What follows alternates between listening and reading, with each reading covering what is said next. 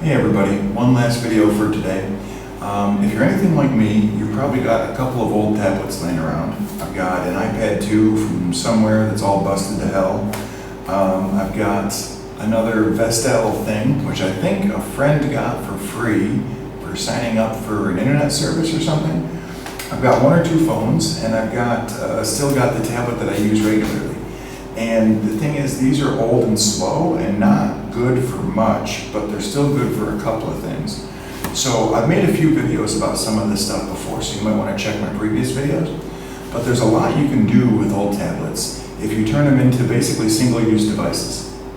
And what I would recommend is, first off, open up the settings and reset the device so that it puts it back to its original condition, to its sort of stock form. And that way you don't have any data on there that can be messed with.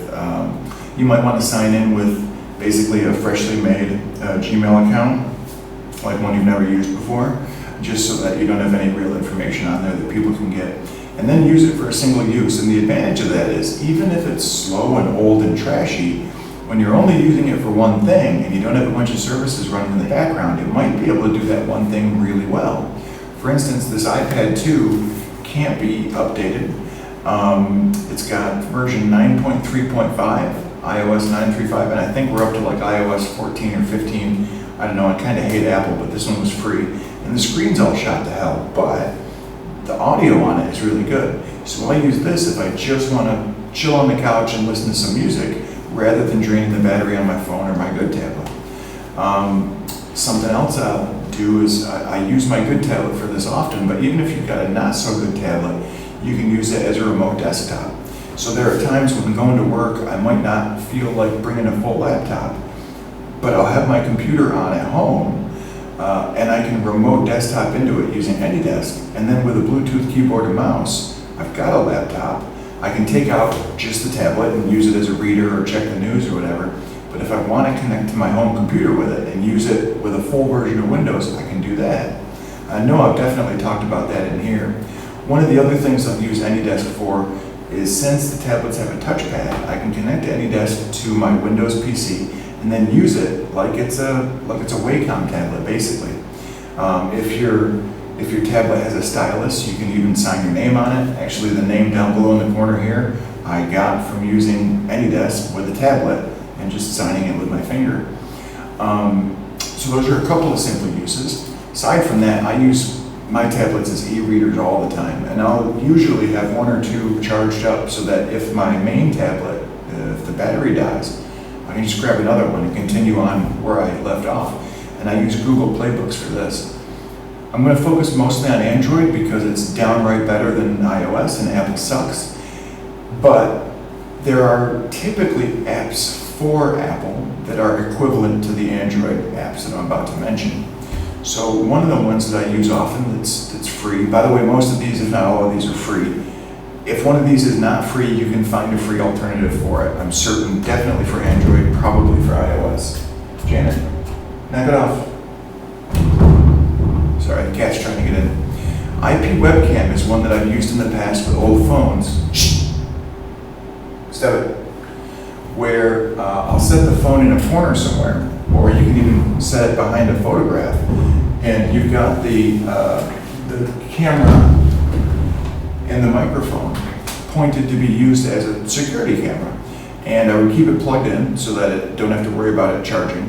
And then normally I would have it saved right to the SD card on here, but you can have it also transferred to like an FTP file share or some other folder on an actual computer somewhere. And that has saved my ass once or twice. I had repair people coming into my house and wasn't sure if I could trust them. And I still have the video, I'm not going to show it, but found out later on that these repair people were going through my refrigerator, going through my drawers. They thought they had lost my cat. They thought that she had ran out. She hadn't, luckily. But I wouldn't have known any of that if I didn't have these old, basically otherwise trash phones that I could use with an IP webcam. So that one's an awesome one. You can also use it as a remote mouse. And I've shown this with KDE Connect. So I should be connected now, actually. Yeah, let me see. With KDE Connect specifically, you can connect it to your PC and then use it for remote input. So if you can see the mouse moving around, that's going through Wi-Fi. You can also use it for multimedia control, for slideshow, as a slideshow remote. I've used this giving presentations before at work, where I had my laptop set up, connected to a projector that everybody was watching, and I was walking around the room with my phone, clicking next, next, next on the slides. And for that one, I actually used one called, let me find it. These are all kind of related: remote mouse, remote tablet, slideshow presenter. Let me try and find this one. Oops, Google Slides.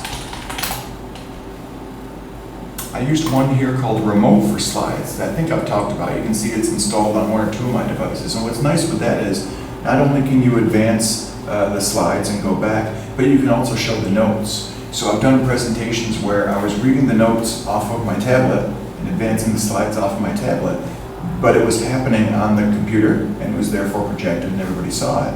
So using it as simply as a remote mouse, more or less, or multimedia or slide presentation control is a great way to use a tablet or an old phone that you wouldn't otherwise get any use out of. Similar to that, a lot of TVs and a lot of audio solutions will allow you to use a remote either from Bluetooth or if your device has IR on it, with IR. So I have used one of my devices, my phone I guess, to you can use it for Bluetooth, obviously, for audio, connecting to an audio device. But I've used it as a remote through Bluetooth for my audio device as well.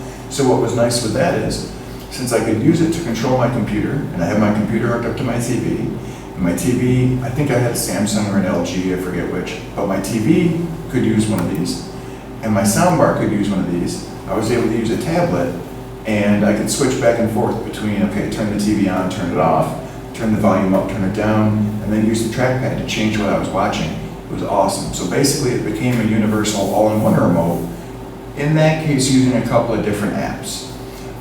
It's easier if you can use one app, and there are some all-in-one remote apps, but I haven't found that they work incredibly well.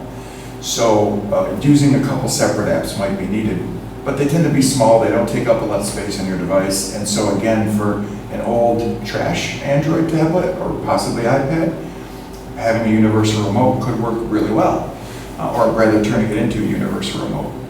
Some of the other simple ones, things like a photo frame, where you take your device, you would probably need to build a frame for it, but then you could have it, show your photos. You can stick it on the wall and just run a plug from it to the power so that it's always powered on, or set it on a table and have it show photos if you're into that. Not something I've done, but it could be done. One of the other neat ones is to use it as an emulator. So in particular, I love Super Nintendo, and having the ability to use it for a Super Nintendo emulator is wonderful. You can get ROMs. I've made a video on how to do that, about OpenEMU, so that you can play video games on it. And what's nice is with most of the Android ones, at least, I can't even speak to iOS, but with the Android ones, you can get what's called an OTG dongle, where it converts micro USB or USB-C into USB-A. And I would then take and plug my Xbox controller into it with a wired Xbox controller, Xbox 360 controller, and an OTG dongle, plug it directly into it. So I could have this set there, be playing Super Nintendo on an awesome, nice, bright screen for quite a while using an Xbox controller. So as an emulator, they work great. Even if you're not into Android games, you might be into emulated games for NES or Super NES. Finally, the last one is one that I haven't done, but I really want to do, which is to use it as a magic mirror. And you can look that up yourself, but basically, let's see, yeah, just look up this DIY smart mirror, for instance. But basically what you do is you have a two-way mirror, and you affix the tablet to the back side, and then you would put black paper or construction paper, something like that, on the rest of it, so that the light, when it's turned on, will shine through from the app. but the rest of it will look like a mirror, since it's a two-way mirror and you have darkness behind it. And with these apps, with these magic mirror apps, you can have it display things like the weather, your calendar time. You can have it give you neat little things like looking good or whatever. You can have it show your emails. You can have it show the news, like with an RSS feed. So that's one of those things that I haven't had a chance to do yet because I haven't found a place to get a two-way mirror here in Turkey.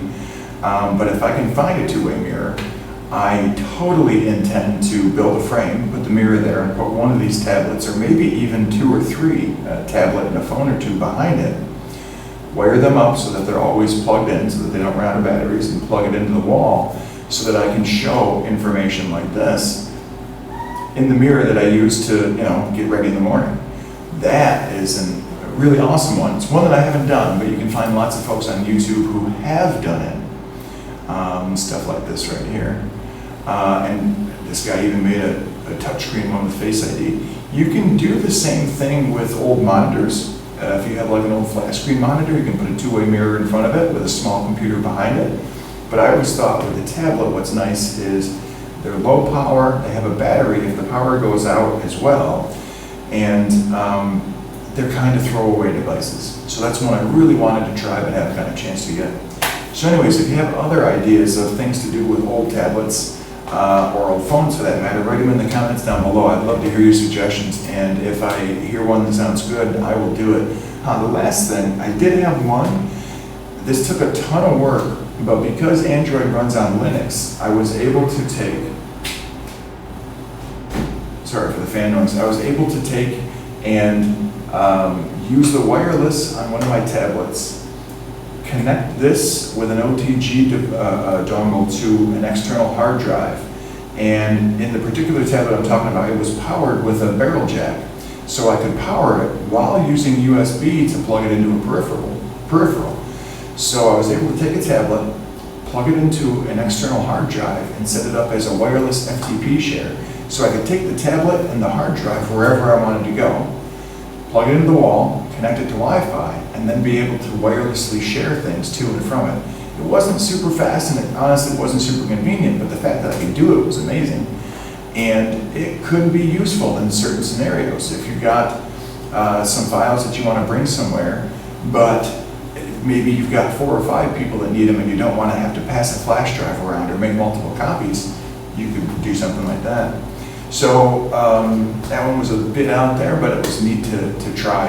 I had to root the device and so on. I had to jump through some hoops and get NTFS drivers to work, but it worked eventually.